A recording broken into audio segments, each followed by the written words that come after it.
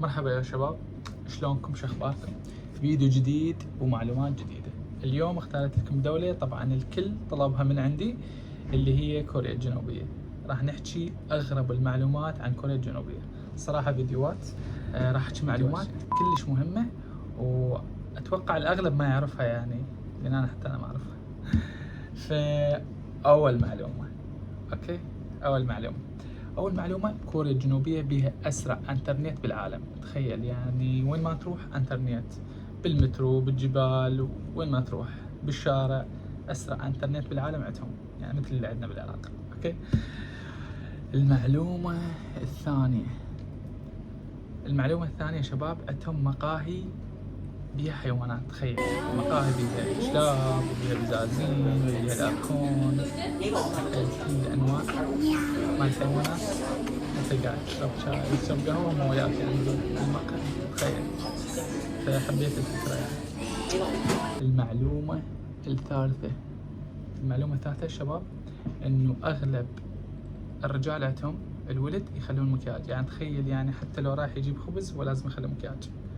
فاغلب الشباب اللي عندهم يخلون مكياج، وطبيعي يعني، وعندهم عادة طبيعية يعني.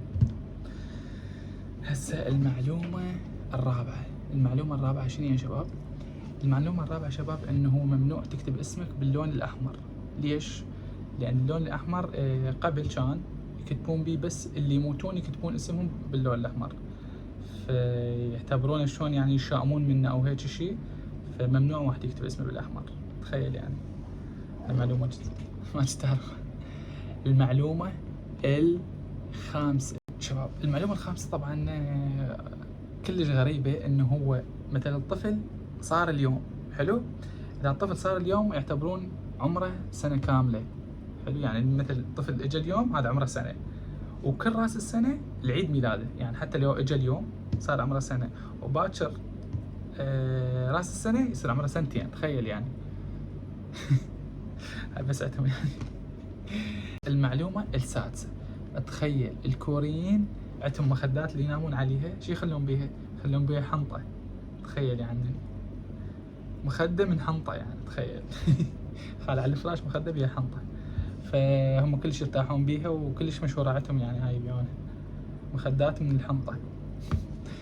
المعلومة السابعة شباب، عندهم سوبر ماركتات حتى بالمصاعد. يعني تخيل انت بالمصعد لو بالمترو تجي تتسوق ويوصلن الغراض قبل لا توصل للبيت، تلقاهن قبلك بالبيت. يعني تخيلون يعني سوبر ماركت بالمصعد وبالمترو وبكل مكان، يعني سوبر ماركت الكتروني، يعني انك تخلي التليفون عليه وتجي تختار اغراضك تروح للبيت تلقاهن. حلو. المعلومة الثامنة شباب، المعلومة الثامنة شنو عندهم؟ عندهم الأرصفة مالتهم بيها تدفئة.